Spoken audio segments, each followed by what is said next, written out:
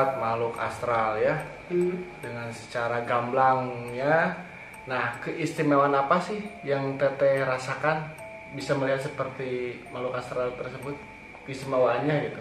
Ya, keistimewaannya banyak, tapi rasa takutnya juga besar. Itu di samping ada keistimewaan, di situ juga ada rasa takut. Kadang-kadang yang kita lihat itu kan tidak sama. Kadang dari satu yang datang makhluknya apa, ya kelihatan wujudnya apa. Kelihatan, misalkan begini nih, saya lagi duduk nih, saya lagi diam sendiri, gitu. Ada aja yang namanya kesininya kesininya wajah manusia, kesininya nggak ada apa-apanya. Seperti buntung gitu. Seperti kunyang-kunyang ya, seperti itu. Kunyang. Terus kalau misalkan saya jalan nih sama suami atau sama saudara mau kemana, gitu, di situ kalau ada tabrakan di situ kelihatan, oh ini bekas dari tabrakan. Padahal saya tidak tahu, ini bekas dari tabrakan nih. Ini selamatkan ininya. Tolong bilang ke keluarganya, ini harus disempurnakan karena ini gentayangan, gitu. Terus kan keluarga nanya, emang lo lihat apa? Lihat ada seorang laki-laki yang dia itu terlempar dari motor dan ini hancur. Kepalanya. Jadi apa yang saya lihat itu saya bicarakan, gitu. Terlepas saya mengetahui atau tidak awal kejadian. Nah, satu pertanyaan itunya. Terus kedua lagi, kalau saya ke hutan nih atau kemana aja, gitu, saya selalu banyak yang menyapa. Itu entah dengan yang namanya berwujud harimau, entah itu berwujud ular, entah itu juga berwujud buta hijau, entah itu juga berwujud hantu, kalong wewe atau apapun, gitu. Dan saya komunikasi dengan mereka. Dan kebetulan mereka itu tidak pernah ada yang namanya tidak ada yang namanya jahil. Enggak ada. Itu pure sapaan murni. Pure sapaan murni. Itu. Dan saya tidak pernah, kalau dulu ya sebelum saya tahu bahwa memang kalau dijawab secara nyata orang lain tidak lihat kan berarti saya bilang. Jadi saya cuma lirik doang, udah begitu aja. Jadi saya pakai kode. Itu yang barusan kan denger ya, yang dari depan ada siapa, kan gitu, dengar suara, di belakang dengar suara. Itu berarti di setiap rumah manapun itu pasti ada penghuni yang kesakitan. Cuman yang kita tidak tahu aja. Tapi kalau di sini kan jelas, setiap malam apa aja berganti gitu. Jadi saya bilang bahwa itu menurut saya tamu. Dan saya biarkan. Tamu yang positif untuk saya biarkan, dan tamu yang negatif untuk saya dan menurut saya, ya saya secara sopan mengatakan pergi, saya tidak menerima. Gitu. Nah, makhluk astral yang Teteh lihat yang paling seram itu apa? Yang paling seram, yaitu kalau Allah sudah mengambil mengambil ciptaan yang sebentuk manusia, tapi manusia tersebut belum ikhlas, belum ridho untuk diambil, yang akhirnya nafsu kan, nafsu yang tertinggal. Jadi bukan manusianya yang gentayangan, tapi nafsunya yang belum ridho diambil dan yang di setan lah ibaratnya. Saya lebih takut melihat yang seperti itu. Kalau saya melihat namanya siluman, atau saya melihat yang namanya jurik nyiliwuri setan marakayangan gitu kan, saya nggak terlalu takut. Karena memang itu sudah diciptakan Allah dengan begitu sempurna, sekalipun tidak terlihat dengan mata kita. Gitu. Hanya orang-orang tertentu yang bisa berkomunikasi dengan mereka-mereka. Tapi yang saya paling takut kalau misalkan nih ada satu kejadian di depan rumah nenek saya, ada juar gitu, tabrakan. Juar tabrakan. Ini meninggal gitu. Nah, itu kan otomatis kalau tabrakan seperti itu kan darah tuh kemana-mana tuh. Ya kan, darah di mana-mana. Sampai ada satu doa yang harus kita baca di situ. Nah, itu entah itu ditutup darahnya dengan tanah, dengan pasir, atau mungkin dengan air. Nah, dari situ saya langsung malah lihat ada yang menangis, ada yang menjerit gitu. Dan saya bilang bahwa ini gentayangan, ini setan mengatasnamakan orang tersebut. Kan banyak nih ya orang itu gentayangan.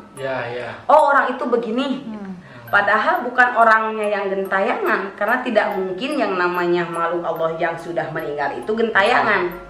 Nggak mungkin. Tapi yang saya lihat iblis itu menyerupai orang yang meninggal supaya menjadi fitnah.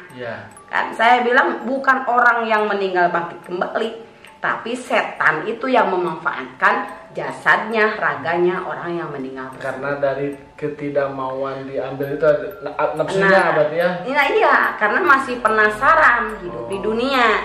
Dan orang awam pun akan mengatakan bahwa oh itu si A yang mati gambarnya gentayangan. Padahal bukan. Bukan orangnya yang gentayangan, tapi setan yang menyerupai orang tersebut. Nah itu yang paling saya takutkan. Karena tidak terkontrol kalau gitu. Maksudnya tidak terkontrol gimana itu? Ya kalau kita bicara kan jadi fitnah. Kalau kita tidak bicara ya nyamperin terus.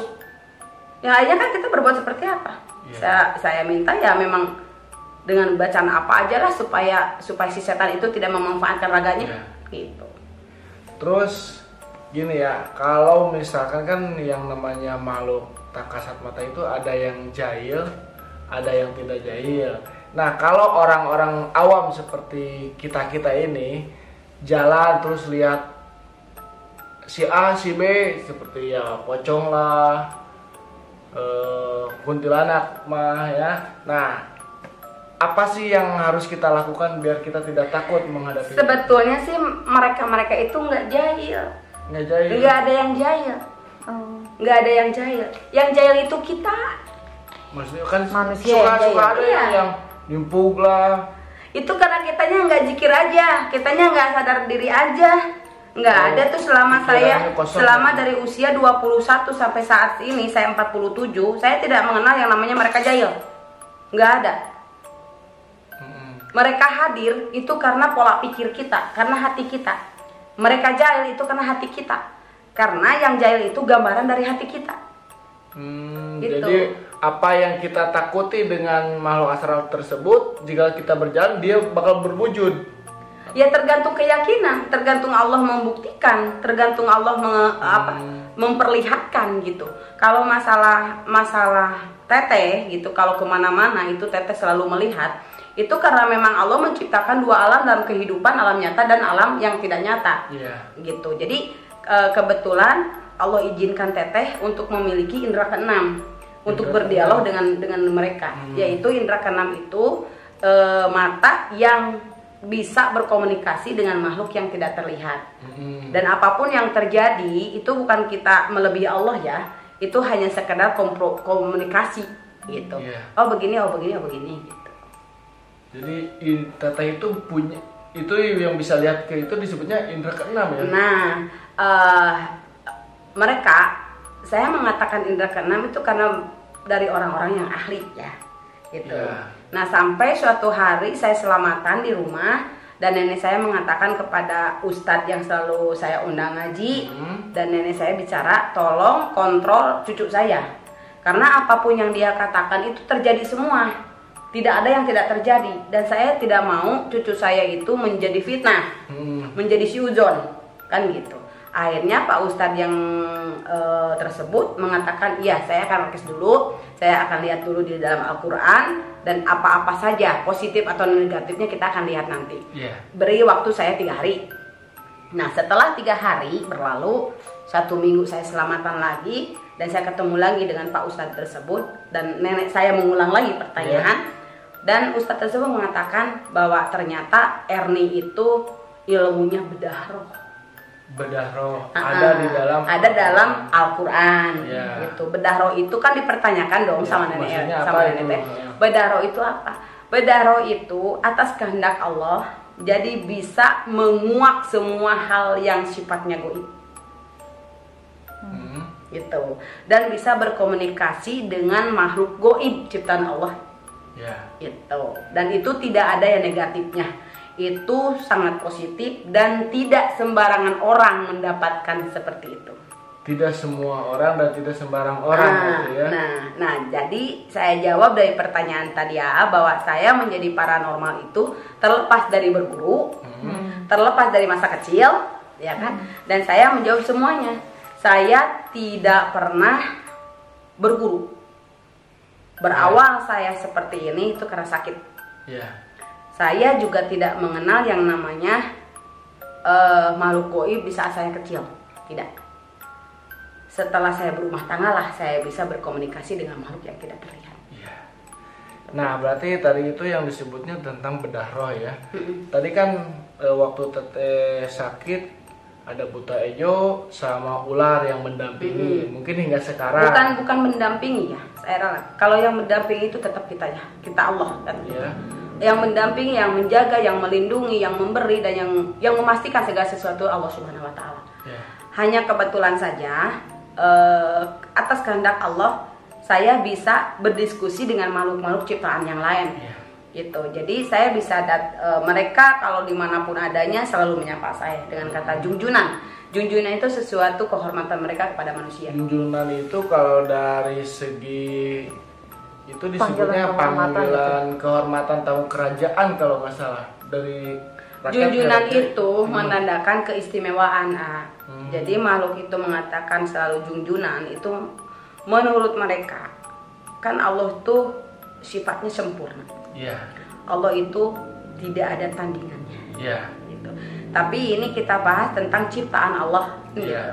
Allah menciptakan dua alam di kehidupan nyata. Satu yaitu kita sebagai manusia, dan kehidupan kasat mata yaitu makhluk yang tidak terlihat. Nah, di situ Allah memberikan keistimewaan masing-masing. Yang katanya manusia itu sempurna diciptakan dan yang namanya kegoiban kesaktian. Nah, kebetulan dari dua gabungan tersebut di kolaborasi apa sih namanya teh? Kolaborasi. Nah itu. Jadi di situ saya bisa melihat dari apa yang saya lihat, mendengar dari apa yang saya dengar, dan saya terapkan, saya bicarakan melalui hati dan ucapan. Begitu. Jadi namanya itu adalah bedah roh. Jadi yang anehnya lagi beda, sangat luar biasa. Setelah ini yang namanya bedah roh itu kan kita bedah nih kayak dokter bedah kan. Kalau bedah jantung kan bedah jangkok. Nah itu justru di situ keistimewaannya. Jadi sesuatu hal secara penyakit lahiriah gitu, misal nih jantung nih, jantung, terus kanker rahim, terus kanker payudara, usus buntu, terus kista, otak, pokoknya ilmu-ilmu dokter. Penyakit yang paling parah. Ada beberapa orang yang saya obati, ada lebih dari 50-an ada. 30 lah. Karena yang ini saya tidak sanggup. 20-30 saya bedah. Secara ilmu batin saya, tapi kenyataannya sangat luar biasa. Jadi ada satu sejarah bahwa ada seorang manusia yang minta tolong kepada saya karena dia tidak mau operasi secara dokter. Karena kebetulan ada pengalaman pribadi orang tuanya yang mungkin ada beberapa hal ya saya tidak tahu. Nah akhirnya dia mengatakan, bisa nggak sih Teh Erni itu membedah saya? Gitu. Membedah apa ini maksudnya? Ya membedah saya punya penyakit kanker payudara dan saya pengen operasi secara natural. Saya sehat tapi tubuh saya tidak ada cacat. Gitu. Saya minta dong ke Allah, ya Allah, saya inginkan seperti ini. Dan ada jawaban mungkin yang mendampingi dan ada jawabannya sudah sok. Gitu. Jadi manusia itu tidak ada yang pasti. Manusia itu hanya mencoba. Dan saya tanpa menyentuh saya bisa ngoperasi. Maksudnya Teteh bisa melihat operasiannya seperti dokter umum? Oh jelas, saya akan bilang langsung. Teteh, kalau misalkan Teteh mau saya obatin, satu hal yang harus Teteh ingat, bahwa segala sesuatu hanya Allah yang bisa memastikan semuanya sembuh atau tidak sembuh. Karena penyakit datang dari hati kita dan penyembuhnya adalah hati kita dan Allah lah penentunya. Nah oke. Tapi ada satu keanehan saya bilang. Nanti kalau ada operasi dan operasi itu terasa sakit sama Teteh, jangan aneh ya. Gitu. Saya gunakan operasinya pagi hari karena payudara itu aktifnya pagi hari. Saya bilang. Nah oke. Nah sampai beberapa hari kemudian saya operasi ya dianya pingsan di kantor. Dia setelah pingsan, dia setelah merasakan bahwa di sini kayak ada alat yang masuk dalam tubuh, dan dia ingat kata-kata saya udah dioperasi sama Teteh gitu. Dan hasilnya gimana? Alhamdulillah yang waktu itu saya sakit jadi enggak. Alhamdulillah sembuh tuh.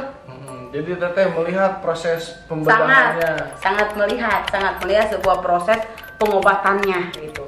Dan yang saya sangat luar biasa, ya Allah, sebegitu sempurnanya.